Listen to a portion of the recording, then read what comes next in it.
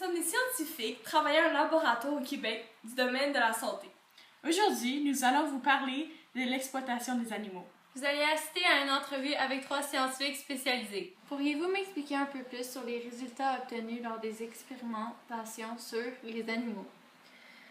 En fait, les animaux sont très différents des êtres humains et ils rendent les résultats des expérimentations pauvres qui peuvent égarer les remèdes et les traitements potentiels.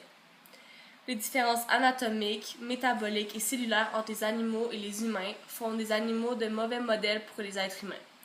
Les examens sur les animaux ne permettent pas de prédire la manière fiable des résultats sur les humains, car de ces deux espèces ne sont jamais 100% pareilles. Quelles sont les conséquences sur l'exploitation animale pour la science? Une grosse conséquence serait le prix. L'expérimentation sur les animaux coûte plus cher que d'autres manières comme l'épidermie et c'est un gaspillage de l'argent de recherche du gouvernement.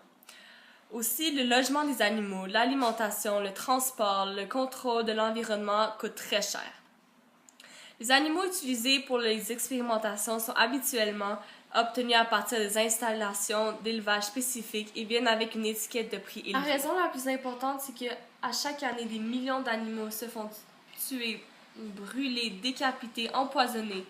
C'est complètement cruel et inhumain. Ici, de ce que j'ai entendu, il y a une association qui couvre les animaux.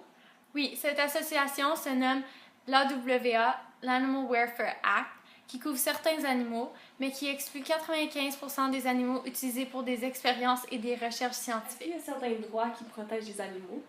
Oui, les droits des animaux sont la rédaction juridique des notions de protection animale ou libération animale.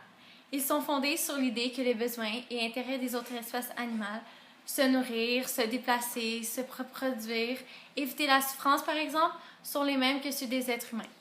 Les défenseurs des droits animaux jugent que ces derniers ne devraient plus être considérés comme des objets que l'on peut posséder ou utiliser, mais qu'ils devraient être considérés comme des personnes légales et des membres à part entière de la communauté humaine.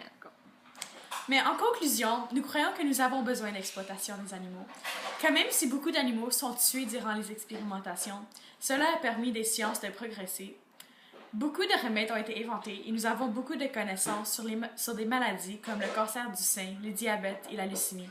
Un jour, nous aimerons trouver des méthodes aussi efficaces, mais pour l'instant, c'est la meilleure solution.